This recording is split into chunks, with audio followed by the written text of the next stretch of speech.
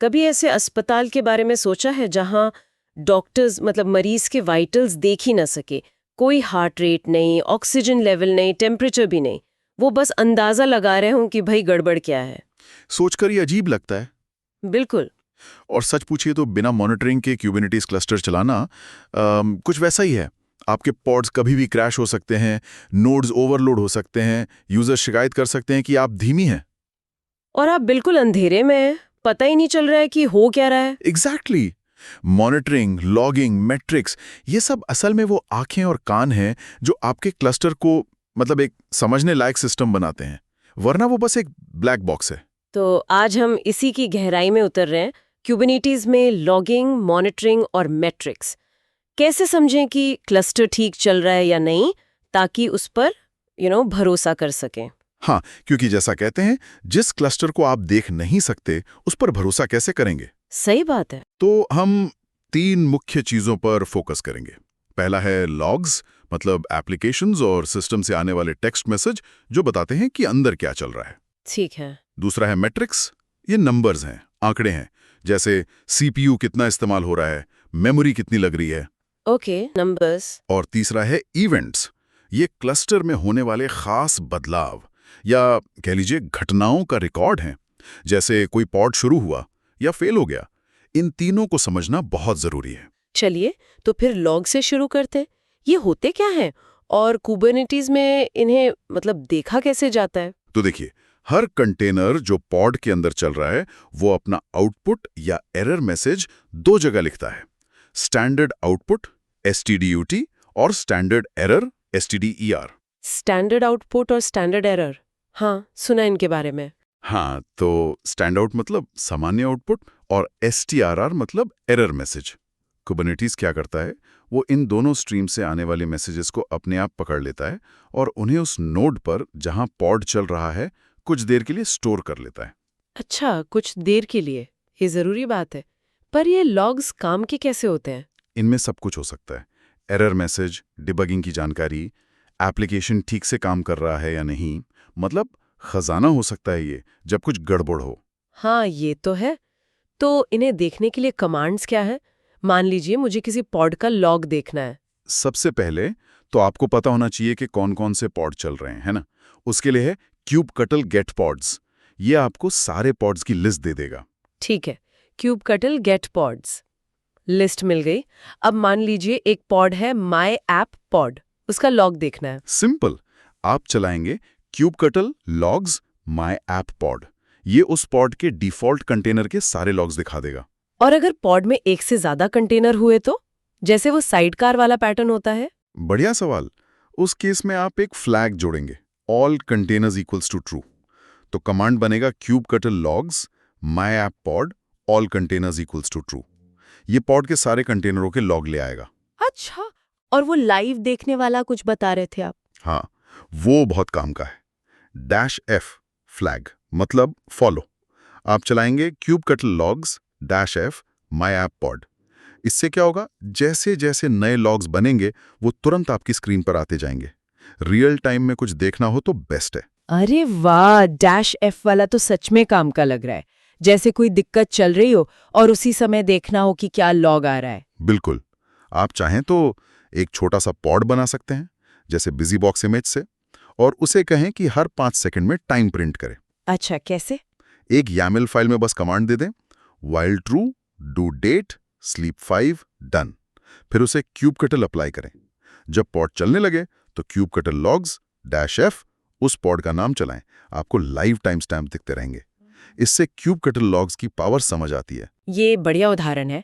पर आपने वो जो कहा था कि लॉग्स कुछ देर के लिए स्टोर होते हैं नोड पर, उसका मतलब क्या है? अगर पॉड डिलीट हो गया या नोड बंद हो गया तो? हाँ, यही तो बात है। ये kubectl logs की एक सीमा है।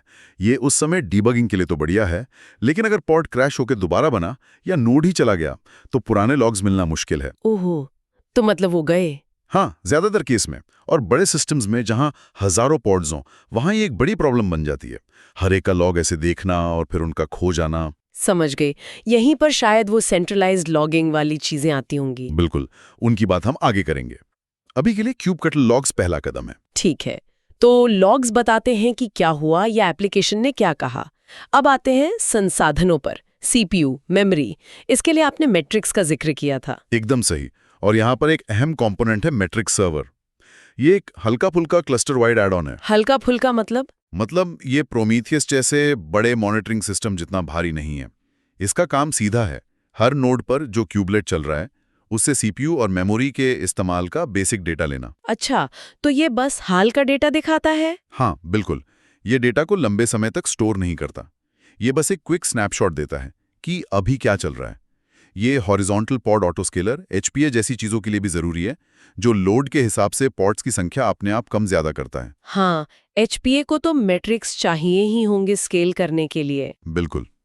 तो अगर मैट्रिक्स सर्वर इंस्टॉल्ड है, जैसे मिनीक्यूब में मिनीक्यूब एड-ऑन्स इनेबल मैट्रिक्स सर्वर से हो जाता है, तो आप कमांड लाइन से रिसोर्स यूसेज देख सकते हैं। कैसे? कौन से कमांड्स हैं? 2 मेन कमांड्स हैं, क्यूबक्यूबल टॉप नोड्स और क्यूबक्यूबल टॉप पॉड्स। क्यूबल टॉप नोड्स क्या करेगा? ये आपके क्लस्टर के हर नोड का सीपीयू और मेमोरी यूसेज दिखाएगा, जैसे कौन सा नोड कितना सीपीयू कोर या मिली कोर इस्तेमाल कर रहा है और कितनी मेमोरी, बाइट्स, एमआईबी, जीबी में। इससे तुरंत पता चल जाता है कि कहीं कोई नोड ओवरलोड तो नहीं हो रहा। ठीक है, और क्यूटीएल टॉप पॉड्स, जाहिर है ये पॉड्स का यूसेज बताएगा। हाँ जी, क्यूटीएल टॉप पॉड्स हर एक पॉड का सीपीयू और मेमोरी उपयोग दिखाता है। ये तब बहुत काम आता है जब आप जानना चाहें कि क्लस्टर में कौन सा ऐप सबसे ज्यादा रिसोर्स ले रहा है। आउटपुट कुछ ऐसा होता है, name, CPU course, memory bytes, बहुत सीधा और सरल। ये टॉप कमांड्स तो वाकई उपयोगी हैं, एकदम तुरंत जानकारी के लिए। लेकिन कभी-कभी कमांड लाइन पर इतना सारा टेक्स्ट देखना थोड़ा मुश्किल हो सकता है, खासकर बड़े क्लस्टर्स में। क्या कोई विजुअल तरीका भी है, कोई डैशबोर्ड जैसा? हाँ बिल्कुल है, और आजकल एक बहुत पॉपुलर टूल है लेंस। ये एक फ्री ओपन सोर्स कुबरनेटीज आईडीई है। आप इसे अपने लैपटॉप या डेस्कटॉप पर इंस्टॉल करते हैं। लेंस, ये क्या करता है? ये आपकी क्यूब कॉन्फ़िग फाइल इस्तेमाल करके आपके क्लस्टर से कनेक्ट होता है और आपको एक बहुत ही बढ़िया ग्राफिकल इंटरफेस देता है, मतलब एक विजुअल डैशबोर्ड। अच्छा, इसमें क्या-क्या देख सकते हैं? बहुत कुछ। आप अपने सारे पॉड्स, डिप्लॉयमेंट्स, सर्विसेज सब कुछ देख सकते हैं। नेम स्पेस के हिसाब से फिल्टर भी कर सकते हैं। आप सीधे लेंस से ही पॉड्स के लॉग्स देख सकते हैं, लाइव स्ट्रीम भी कर सकते हैं, पॉड के अंदर शेल में जा सकते हैं, और अगर मैट्रिक्स सर्वर इंस्टॉल्ड है तो नोट्स और पॉड्स का सीपीयू मेमोरी यूजेज ग्राफ के रूप में भी दिखाता है। अरे वाह, ये तो पूरा पैकेज लग रहा है। हाँ, ये क्लस्टर को समझना और मैनेज करना काफी आसान बना देता है, खासकर विजुअली। इसे k8lens.dev से डाउनलोड कर सकते हैं। लेंस तो जरूर ट्राई करना बनता है। अच्छा, तो हमने लॉग्स देखे, क्या हुआ, मैट्रिक्स देखे, कितना रिसोर्स लगा। अब वो तीसरी चीज थी इवेंट्स। ये कहाँ फिट होते हैं? इवेंट्स बहुत जरूरी हैं, खासकर ये समझने के लिए कि कोई चीज क्यों हुई। कुबरनेटिस ना अपने आप इवेंट्स जनरेट करता है जब भी क्लस्टर में कुछ खास होता है। खास होता है मतलब? जैसे मान लीजिए कोई पॉड शेड्यूल नहीं हो पा रहा क्योंकि रिसोर्स कम है, या कोई इमेज डाउनलोड नहीं हो पा रही, या सबसे कॉमन कोई कंटेनर बार बार क्रैश हो रहा है, जिसे क्रैश लूप बैक ऑफ कहते हैं। हाँ, क्रैश लूप बैक ऑफ, वो तो देखा है। तो इन सब सिचुएशन में कुबरनेटिस एक इवेंट रिकॉर्ड करता है। ये इवेंट बताता है कि क्या हुआ और क्यों हुआ, अगर पता है तो ये इवेंट्स एक तरह से क्लस्टर की अपनी लॉगबुक हो गई, घटनाओं की। हाँ, कह सकते हैं। डिबगिंग के लिए ये सोने की खान है। जब कोई पॉड अजीब हरकत करे तो kubectl describe pod name command चलाइए। उसके आउटपुट में नीचे एक इवेंट सेक्शन होता है, उसे देखना अक्सर पहला कदम होता है। अच्छा, डिस्क्राइब कमांड में ही दिख जाते हैं। हाँ, या फिर आप सारे हाल के इवेंट्स एक साथ देख सकते हैं। क्यूब कंट्रोल गेट इवेंट्स हैं, और उन्हें टाइम के हिसाब से सॉर्ट करना अच्छा रहता है। Kube control get events sort by .metadata.creation timestamp। इससे सबसे ताज़ा घटनाएं पहले दिखती हैं। ये इवेंट्स तो प्रॉब्लम की जड़ तक पहुंचाने में मदद कर सकते हैं। बिल्कुल, ये क्यों का जवाब देते हैं अक्सर। ठीक है, तो संक्षेप में हमारे पास शुरुआत के लिए cube control logs, cube control top और लेंस जैसा विजुअल टूल है। लेकिन आपने कहा था कि बड़े स्केल पर ये शायद काफी ना हो, तो इससे आगे एक ज्यादा मजबूत सेटअप कैसा दिखता है? बिल्कुल, जब हम प्रोडक्शन सिस्टम या बड़े क्लस्टर्स की बात करते हैं तो हमें चाहिए होती है पूर्ण ऑब्जर्वेबिलिटी। इसमें वो तीनों स्तंभ, लॉग्स, मैट्रिक्स और ट्रेसिंग ज्यादा व्यवस्थित तरीके से मैनेज होते हैं। अच्छा, तो इस एडवांस सेटअप में कौन-कौन से टूल्स आते हैं? मैट्रिक्स के लिए क्या है? मैट्रिक्स के लिए इंडस्ट्री स्टैंडर्ड जैसा बन गया है प्रोमीथियस। ये एक टाइम सीरीज डेटाबेस है। ये क्लस्टर से लगातार मैट्रिक्स खींचता रहता है और स्टोर करता है। ये क्यूबकटल टॉप से कहीं ज़्यादा पावरफुल है, क्योंकि ये पुराना डेटा भी रखता है और आप इस पर जटिल क्वेरीज PromQL चला सकते हैं। और इन प्रोमीथियस मैट्रिक्स को देखने के लिए उसके लिए सबसे पॉपुलर है ग्राफाना। ग्राफाना आपको शानदार डैशबोर्ड बनाने देता है, जहां आप प्रोमीथियस से डेटा लेकर ग्राफ्स, चार्ट्स वगैरह दिखा सकते हैं। आप अलर्ट्स भी सेट कर सकते हैं। प्रोमीथियस प्लस ग्राफाना का कॉम्बिनेशन बहुत ही कॉमन है। समझ गई है। और लॉग्स के लिए क्यूबकटल लॉग्स की दिक्कतें कैसे दूर होती हैं? उसके लिए हमें चाहिए सेंट्रलाइज्ड लॉगिंग, मतलब सारे लॉग्स एक जगह इकट्ठे हों। दो पॉपुलर ऑप्शन है, फ्लुएंट डी या उसका हल्का भाई फ्लुएंट बिट, और लोकी। फ्लुएंट डी और लोकी। हाँ, फ्लुएंट बहुत फ्लेक्सिबल है। ये लॉग्स कहीं से भी उठाकर कहीं भी भेज सकता है, जैसे इलास्टिक सर्च, काफका वगैरह में। लोकी थोड़ा नया है, ग्राफाना वालों ने ही बनाया है। इसका फंडा प्रोमीथियस जैसा है। ये लॉग्स को इंडेक्स करने के बजाय लेबल्स पर ज़्यादा फोकस करता है। इसे सेटअप करना अक्सर आसान होता है और ग्राफाना के साथ मस्त चलता है। अच्छा, और वो तीसरा स्तंभ ट्रेसिंग, वो क्या था? ट्रेसिंग खासतौर पर माइक्रो सर्विसेज के लिए ज़रूरी है। जब एक यूज़र रिक्वेस्ट कई सारी छोटी छोटी सर्विसेज से होकर जाती है, हाँ, आजकल ऐसा बहुत होता है। तो येगर या जिपकिन जैसा टूल आपको उस पूरी रिक्वेस्ट का सफ़र ट्रैक करने में मदद करते हैं। आप देख सकते हैं कि रिक्वेस्ट किस सर्विस में गई, कितना टाइम लगा, कहाँ अटकी, कहाँ एरर आया। ये उन मुश्किलों को पकड़ने में मदद करता है जो सिर्फ एक सर्विस के लॉग्स या मैट्रिक्स से पता नहीं चलती हैं। बाप रे, ये तो पूरा इकोसिस्टम है टूल्स का। अच्छा, मान लीजिए इन सब टूल्स के साथ कोई आम समस्या आती है, जैसे कोई ऐप धीमा चल रहा है, तो कहाँ से शुरू करेंगे जांच? बढ़िया सवाल है। देखिए, एक तरीका ये हो सकता है, नंबर 1, मैट्रिक्स। पहले क्यूब कंट्रोल टॉप पॉड से देखो कि क्या उस ऐप का पॉड ज्यादा CPU मेमोरी ले रहा है। अगर प्रोमीथियस ग्राफाना है तो वहां पुराना डेटा देखो, क्या यूसेज अचानक बढ़ा है। नंबर 2, पॉड की डिटेल्स। फिर cube control describe pod app dash pod name चलाओ। इसमें पॉड की स्थिति देखो और नीचे इवेंट सेक्शन जरूर देखो। कोई गड़बड़ का इवेंट है क्या, जैसे ओम किल्ड, मेमोरी खत्म, या 3 लॉग्स। आखिर में cube control logs app dash pod name या सेंट्रलाइज सिस्टम में देखो, ऐप के लॉग्स में कोई एरर, कोई वार्निंग, कोई स्लो क्वेरी दिख रही है क्या। ठीक है, ये स्टेप समझ में आते हैं। और वो जो डरावना वाला था, क्रैश लूप बैक ऑफ, जब पॉड बार बार चालू होकर बंद होता रहता है? हाँ, वो बड़ा परेशान करता है। उसके लिए 1 इवेंट्स। सबसे पहले kubectl get events sort by .metadata.creation timestamp चलाओ। इवेंट्स अक्सर सीधे बता देते हैं कि दिक्कत क्या है, लाइवनेस प्रोब फेल हो रहा है, इमेज नहीं मिल रही वगैरह। क्रैश लूप बैक ऑफ का मतलब ही है कि कंटेनर शुरू होते ही बंद हो रहा है। 2, पिछले कंटेनर के लॉग्स। ये सबसे ज़रूरी है, क्योंकि कंटेनर तुरंत क्रैश हो रहा है तो मौजूदा लॉग्स शायद खाली हों। आपको पिछले वाले जो क्रैश हुआ उसके लॉग्स देखने हैं। कमांड है kubectl logs app pod name previous. ये प्रीवियस फ्लैग अक्सर जान बचा लेता है। प्रीवियस, ये याद रखना पड़ेगा। अच्छा, वो जो CPU स्ट्रेस वाला उदाहरण था, उसे चलाकर kubectl टॉप पर असर देख सकते हैं क्या? हाँ, क्यों नहीं। एक YAML बनाओ जो विश स्ट्रेस इमेज यूज करे और उसे कमांड दो कि एक CPU कोर को बिजी रखे, CPU 1।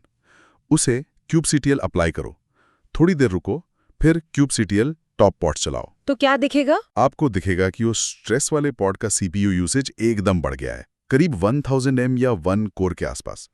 फिर kubectl टॉप नोड्स चलाओ।